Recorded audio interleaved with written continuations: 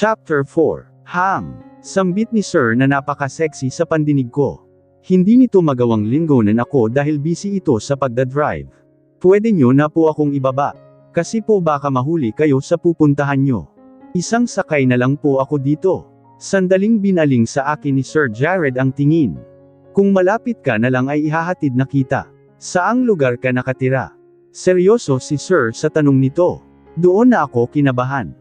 Diyos mio, nakakahiya kung sasabihin ko sa kanya kung saan. Magulong lugar ako nakatira at baka latein pa ako ng isang mayaman na gaya niya. Hindi na po, sir. Bahagyang tumaas ang boses ko dahil na-tense ako. Kapag hindi ka pumayag na ihatid kita, huwag ka nang papasok bukas. Nanlaki ang mata ko sa narinig, kasabay noon ay biglang nilukob ng takot ang pagkatao ko. Hindi naman galit ang boses ni Sir Jared. Yes sir, just tell me the street name. Sambit pa nito. Wala na akong nagawa kung hindi sabihin kung saang lugar ako nakatira. Hindi na ako nakapalag dahil sa pananakot ni Sir dahil mukhang tututuhanin nito na tatanggalin ako kapag hindi nagpahatid. Hindi ko alam kung bakit niya ginagawa kaya nagsimula na akong magduda sa intensyon niya. Bigla tuloy akong na-tense na naman habang nakaupo. Napapahigpit ang kapit ko sa bag kung nasa ibabaw ng hita ko.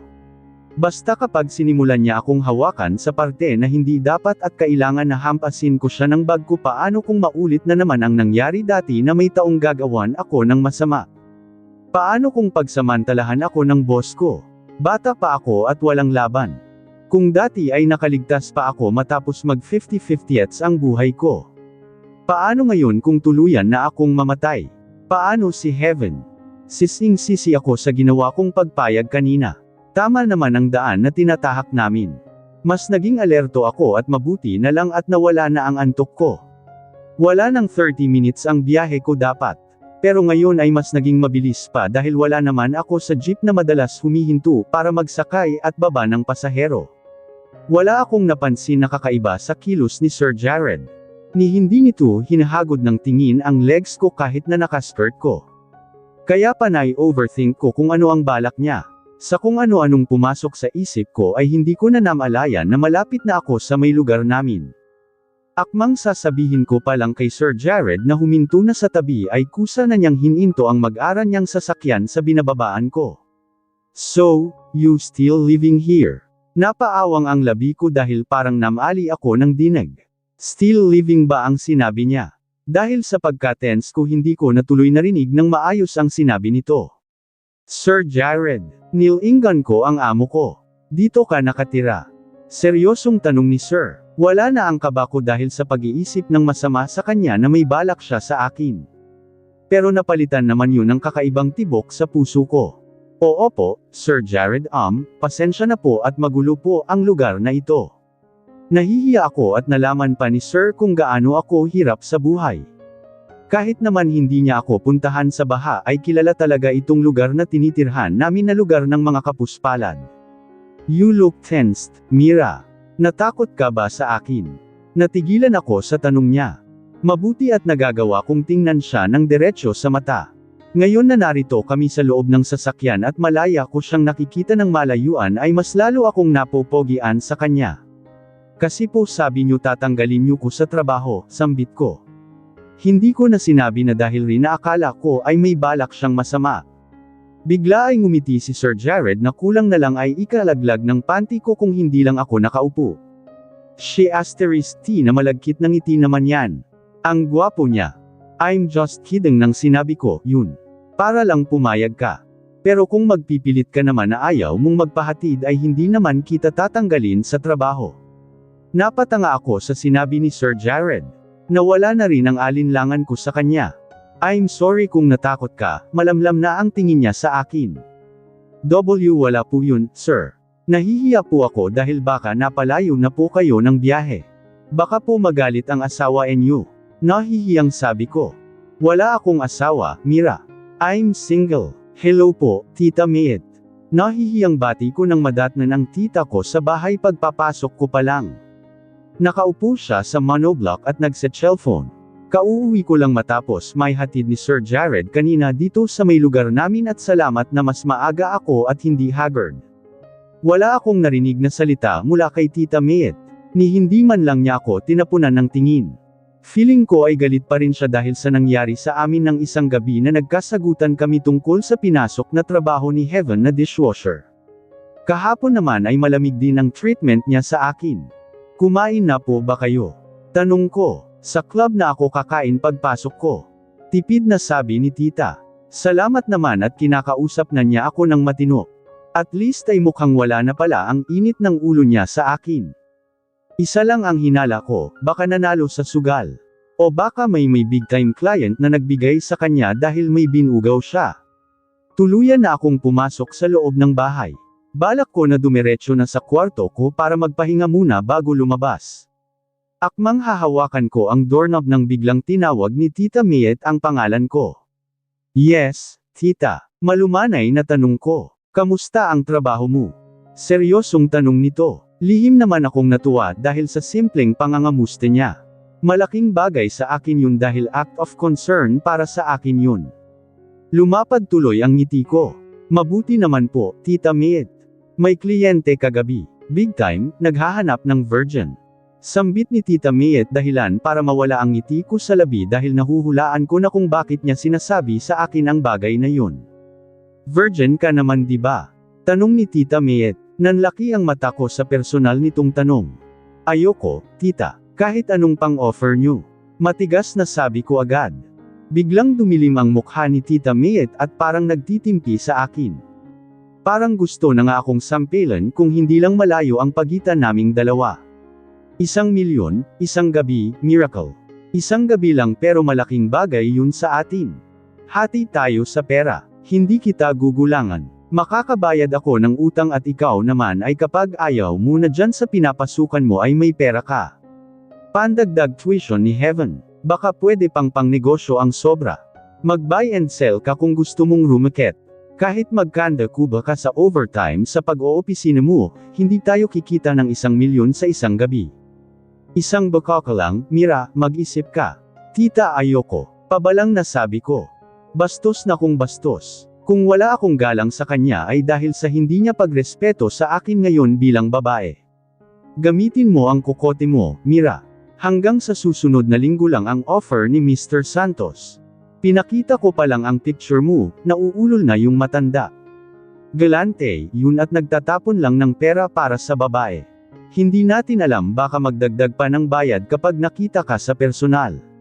Sideline lang naman, Hindi ko na alam kung ano pa ang i-react ko kay Tita Mayet. Mabuti na lang ay na siya mismo ang tumalikod at nagpunta na sa kwarto niya. Maliligo na siguro para maghanda na pumasok sa club. Pumasok na lang tuloy ako sa kwarto namin ni Heaven at doon nagpalipas ng sama ng loob matapos magbihis ng pambahay. Hindi ko maiwasan na maawa na naman sa sitwasyon namin na magkapatid na manatili sa poder ni Tita Mayet na parang investment lang ang tingin sa amin. Ang kinakatakot ko ay magipit na ng tuluyan ang tita namin at puwersahin na kaming ibenta sa mga parokyano niya. Hindi ako pwedeng magpakampante. No way. Hindi ko yata kayang magpaangkin sa taong hindi ko naman boyfriend. Wala rin naman sa plano ko pa ang mag-boyfriend, bigla naman na sumingit sa isip ko si Sir Jared sa hindi ko maipaliwanag na dahilan. Naramdaman ko ang paglinat ng pinggi ko. Naalala ko kasi ang binanggit nito na wala raw siyang girlfriend. Bakit bigla akong kinilig nang sinabi niya yun? Feeling ko tuloy ay ako ang girlfriend niya kanina dahil sa ginawa niyang effort sa paghahatid sa akin. Pero napapaisip ako tungkol kay Sir Jared, na wala ba siyang nililigawan? Nasa marrying age na naman na siya. O baka naman galing lang sa breakup. Sinaway ko naman ang sarili dahil sa pag-iisip sa boss na bigla kong kinahumalangan porque niligtas lang ako. Lumabas na lang ako sa kwarto nang feeling kong nakaalis na ang tita ko. Nagluto ako ng sardinas para ulamin ko. Nagtira na rin ako para kay Heaven at ipapakain ko mamaya. Matapos kumain ay tumambay na lang muli ako sa kwarto para magpalipas oras at maya-maya ay sisanduan ko na ang kapatid sa pinapasukan nitong restaurant. Good morning Miracle. Napahinto ako nang bigla akong harangin ng isang lalaki. Hindi ko ito kilala kaya ewan ko kung paano nalaman ang pangalan ko. Siguro ay nasa late 20s na ang lalaki. Mukhang barumbado pa naman. Papalabas na ako sa eskinita at nagmamadali na dahil baka malate ako. Excuse me, masungit na sabi ko dahil nasa mismong gitna ko siya.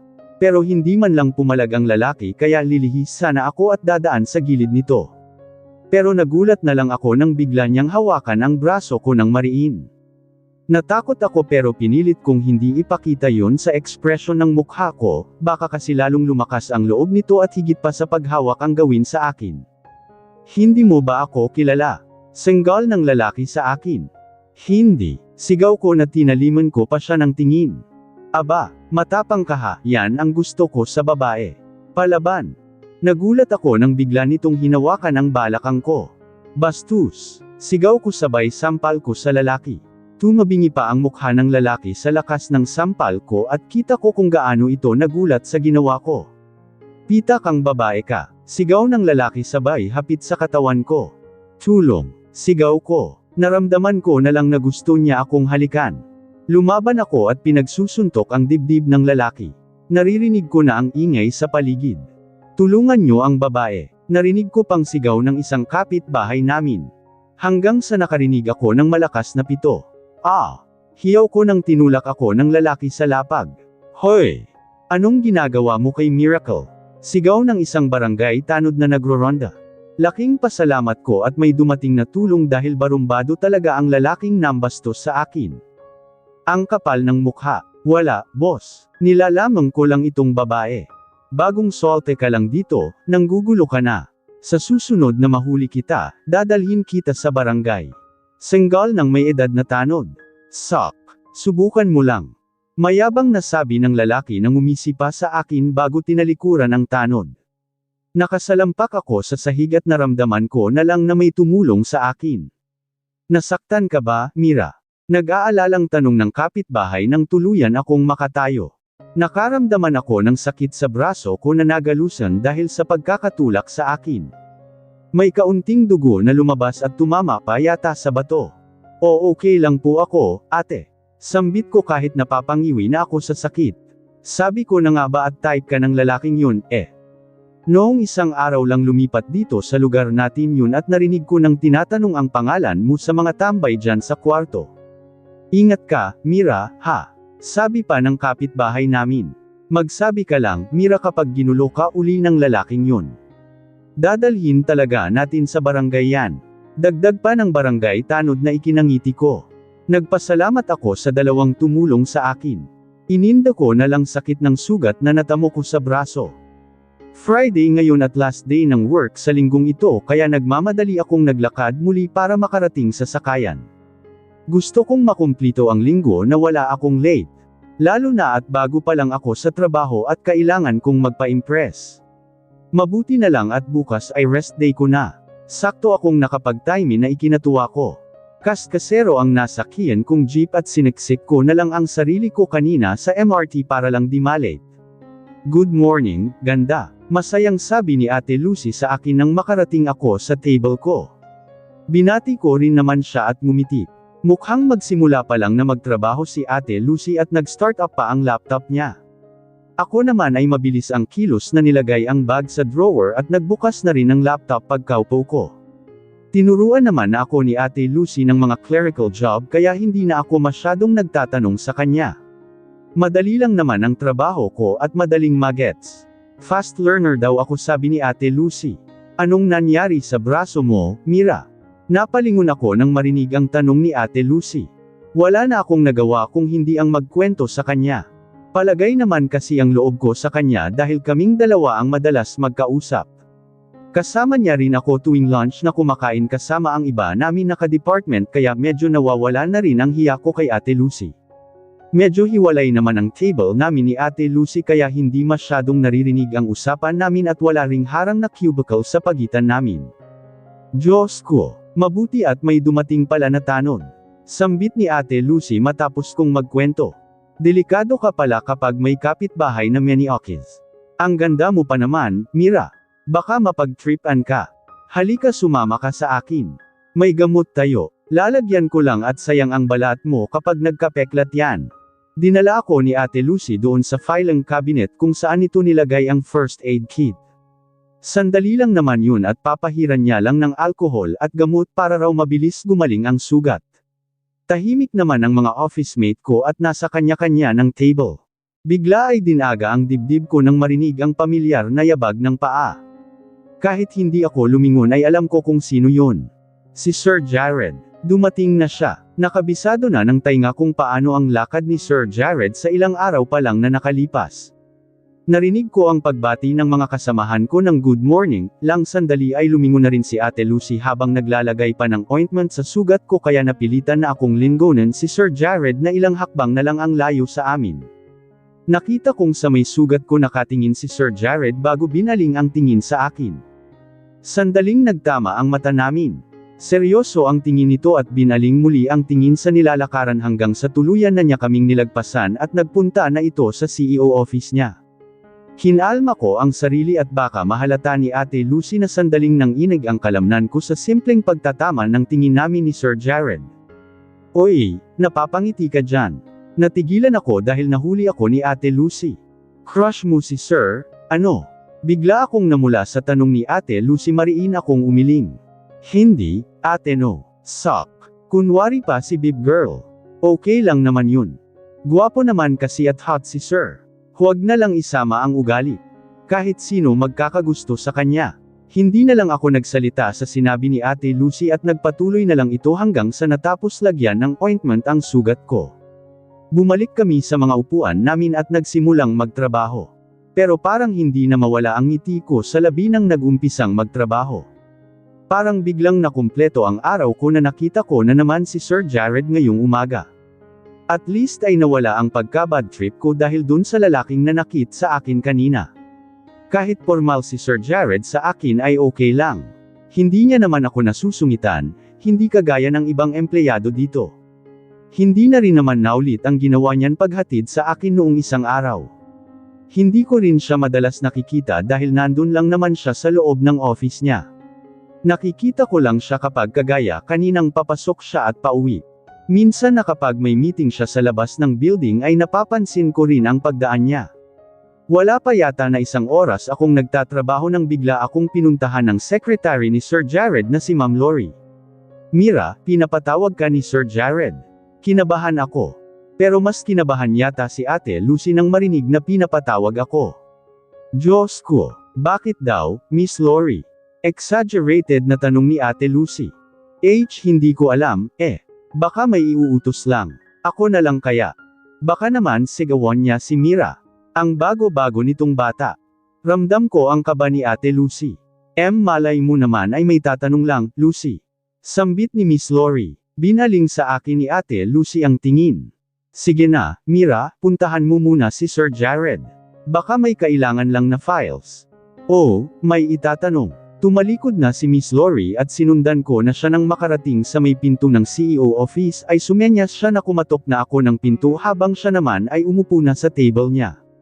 Wala akong idea kung bakit ako pinatawag kaya kabado ako. Kumatok ako at wala naman akong narinig mula sa loob. Huminga muna ako ng malalim bago marahan na pinahit ang doorknob. Bumungad sa paningin ko si Sir Jared na nakatutok sa laptop nito. Sandali kong nilibot ng tingin ang loo ng kwarto nito. Ang lawak dito. May mahabang sofa pa sa sulok at parang ang sarap matulog dun kapag break time. Binaling naman ni Sir Jared ang tingin sa akin at sumenyas na lumapit ako. Nang makarating ako kay Sir Jared ay tipid itong ngumiti. Good morning po, Sir Jared. May kailangan po kayo sa akin.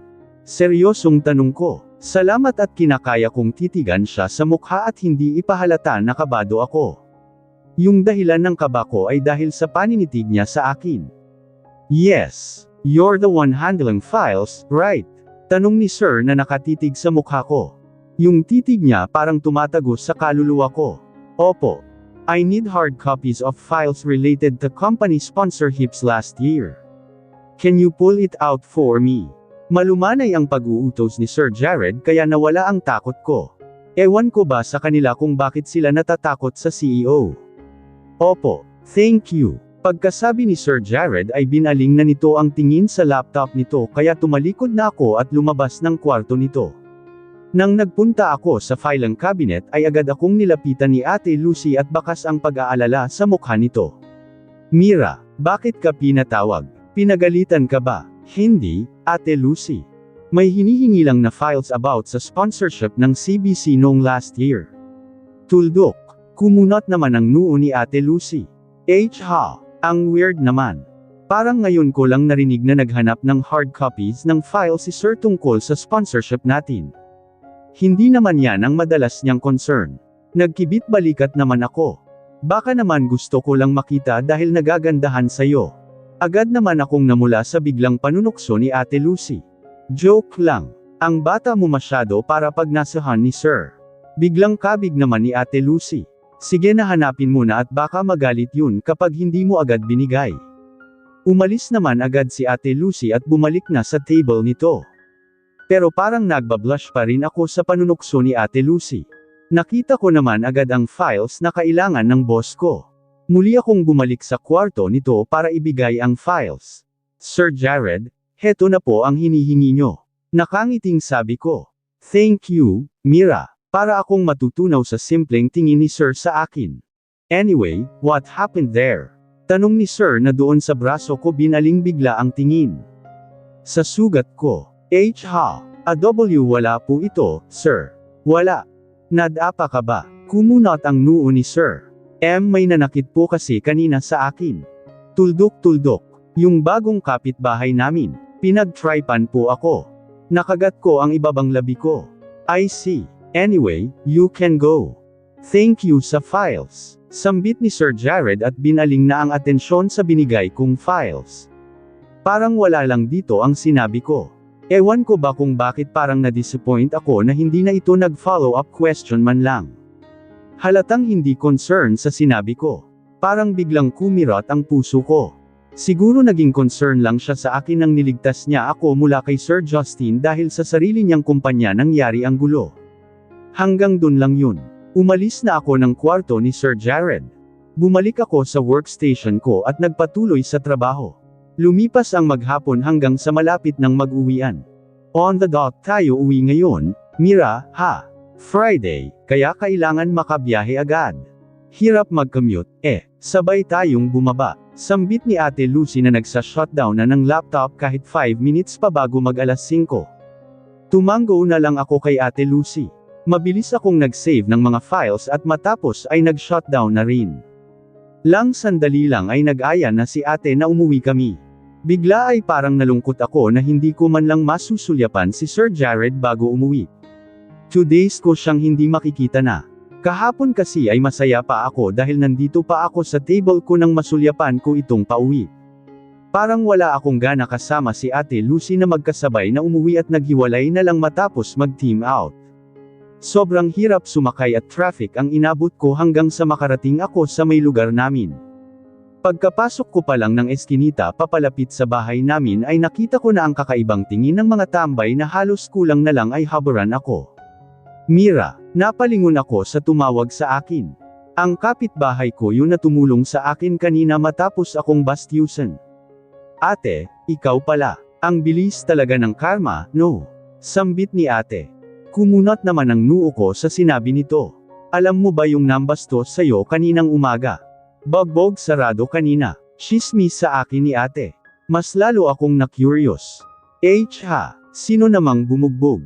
Ewan ko, may mga nakaaway yata kanina. Grabeng bagbog ang inabot nga, nasa ospital na nga ngayon.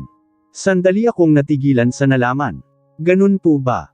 Buhay nga naman. Sige, ate uuwi na ako. Alam ko.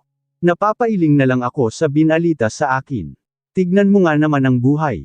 Siguro dahil sa sama ng ugali ng lalaking nambastos sa akin ay nakahanap ito ng katapat kanina.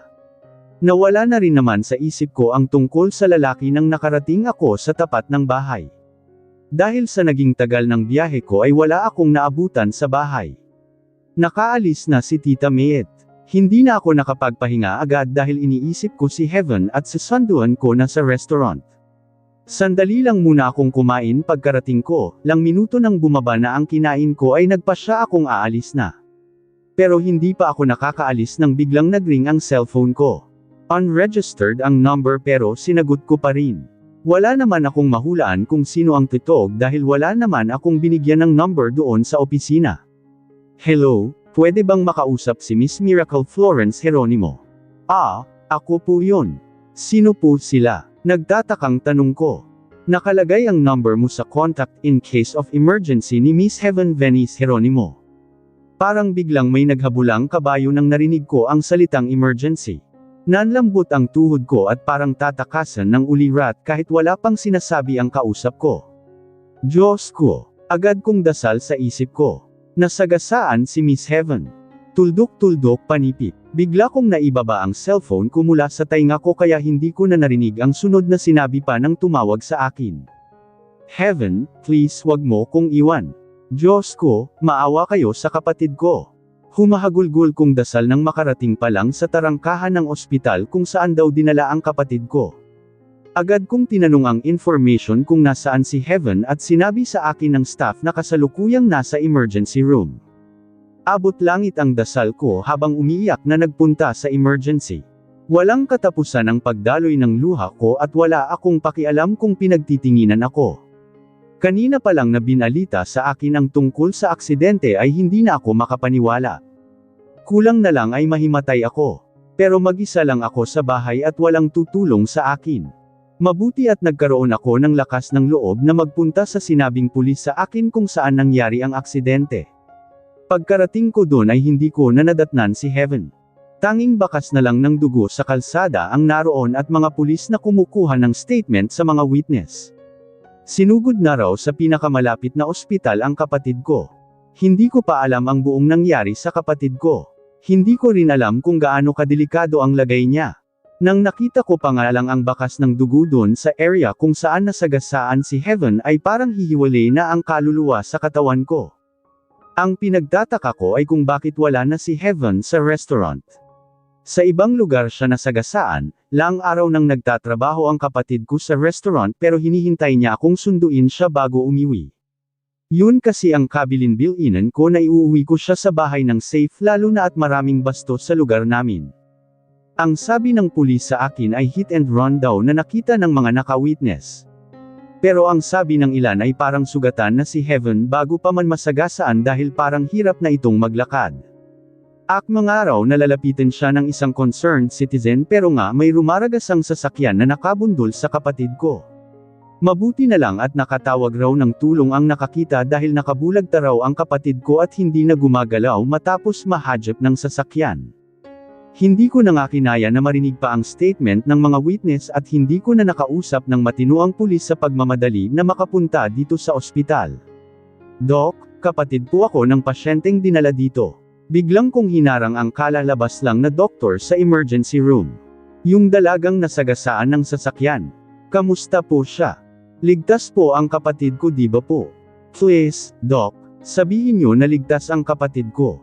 Pagmamakaawa ko. Kinakabahan ako sa itsura ng doktor na seryoso. Bigla ay nabakas ko ang awa nito sa akin. Alam kong kahit hindi ako tumingin sa salamin ngayon ay mukha na talaga akong kawawa. Idagdag pa na magang-magana ang mata ko sa kakaiyak. Hindi na nga malinaw ang tingin ko sa doktor. Hiha, ipagdasal natin ang lagay ng kapatid mo. Diyos na lang ang makapagliligtas sa kanya. Di Doc.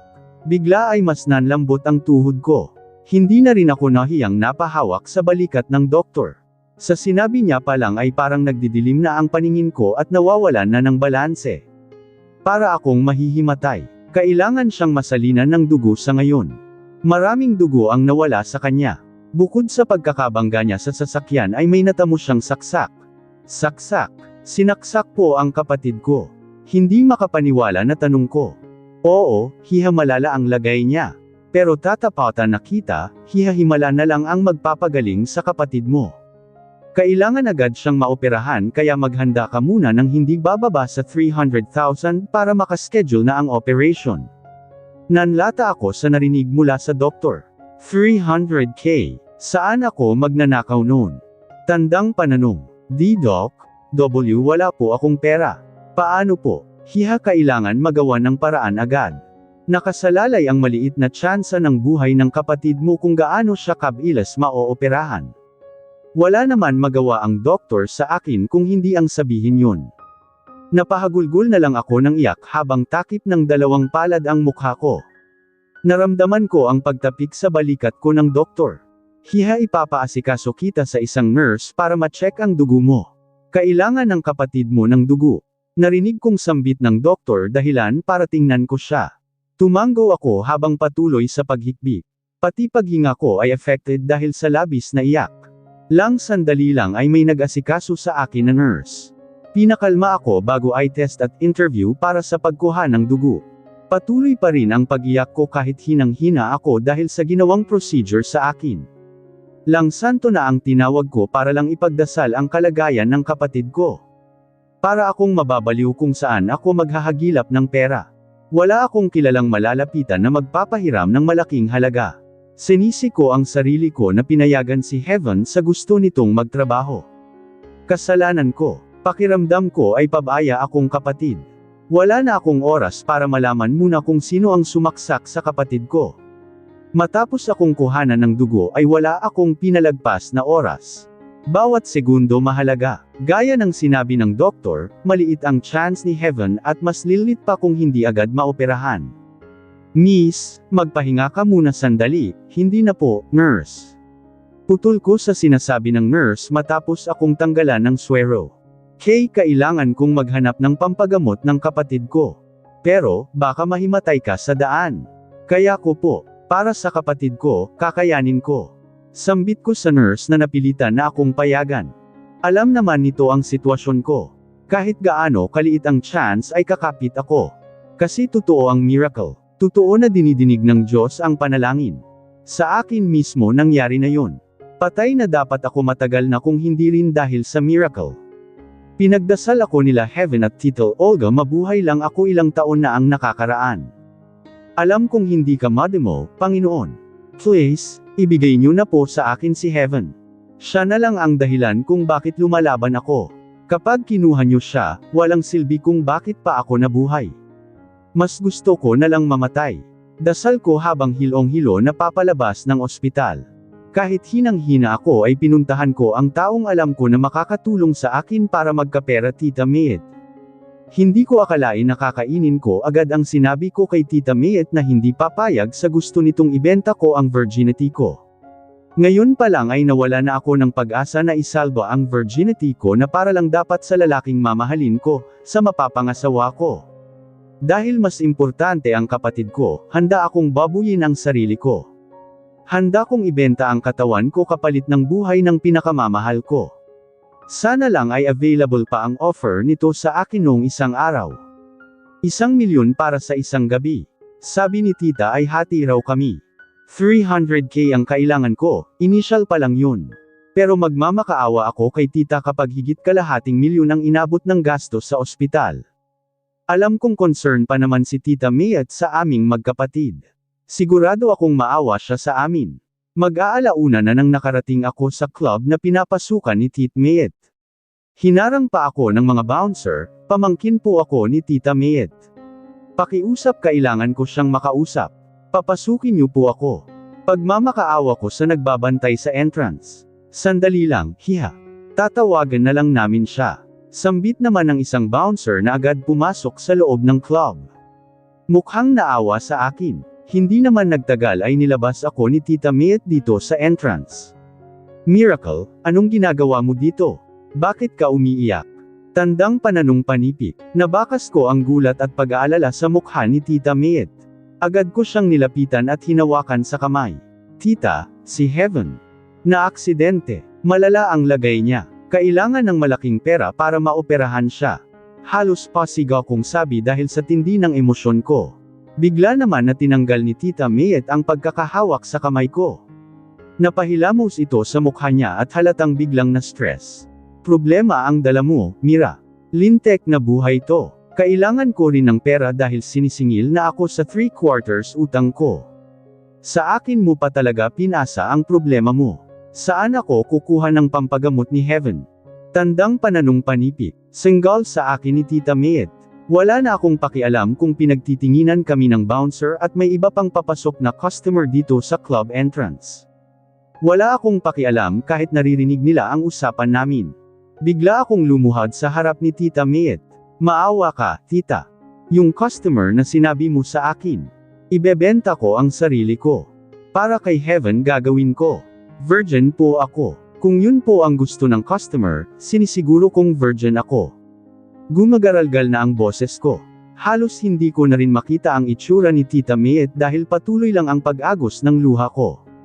Please tita, dalhin mo po ako sa kanya. Pumapayag na po ako na ibenta sa kanya ang katawan ko. Kahit anong ipagawa niya sa akin, hindi po ako magrereklamo. Basta kailangan ko ng pera ngayong gabi rin po. Tulungan mo si Heaven, tita. Mahal na mahal ko ang kapatid ko. Nakita ko pa na natigilan si Tita Mayet at ilang sandali ay napangiti. Kinuha niya ang kamay ko at tinulungan akong tumayo. Halika, Mira, dadalhin kita kay Mr. Santos. Nandito siya ngayon sa club. Wow, ang gandang babe niyang kasama mo, Ate Mayet, Pakilala mo naman ako, sambit ng isang lalaki na may bitbit na bucket ng beer. Bigla akong natakot sa paraan ng pagtingin nito sa akin na hinahagod ang buo kong katawan kahit matino naman ang suot kong damit. Hawak ako ni Tita Mayet sa braso. Ayaw akong pakawalan at akala siguro nito na magbabago pa ang isip ko tungkol sa pagsasabi ko kanina na ibebenta ko na ang puri ko. Kay Mr. Santos na to. Biglang sabi naman ni Tita Mayet at nilagpasan na namin ang lalaking sa tingin pa lang ay hinuhubaran na ako. Sobrang sama ng loob ko ngayon habang halos hilan na ng tiyahin ko. Tila bigla itong na-excite dahil sa pagpayag ko at nakalimutan na ang nangyari kay Heaven. Hindi man lang nito tinanong ang kondisyon ng pamangkin nito. Naiinggayan ako sa music dito sa loob ng club habang hila ako ni Tita Mayet. May halos litaw na ang kaluluwang babaeng nagsasayaw sa stage at may mga lalaking nanunood na halos nagsisigawan na. Nasa VIP si Mr. Santos, Mira. Sandali lang at maghintay ka dito. Baka may ka-table pa. Sambit ni Tita Mayet nang huminto kami bigla. Tumango lang ako kay Tita Mayet na in character talaga sa pagiging bugaw sa akin, parang ibang tao ako sa paningin niya at hindi kadugo. Hindi ako mapakali sa kinatatayuan ko nang iniwan ako ni Tita Mayet. May mga matang nakatingin sa akin kahit nasa sulok lang ako.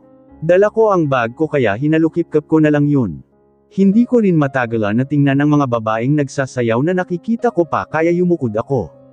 Biglang pumasok sa isip ko ang namayapa kong ina.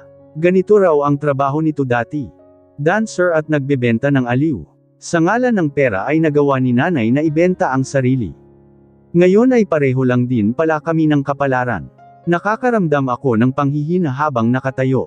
Gusto ko na lang na mahiga o maupo man lang pero walang malapit na silya sa pinag-iwanan sa akin ni Tita Mayet.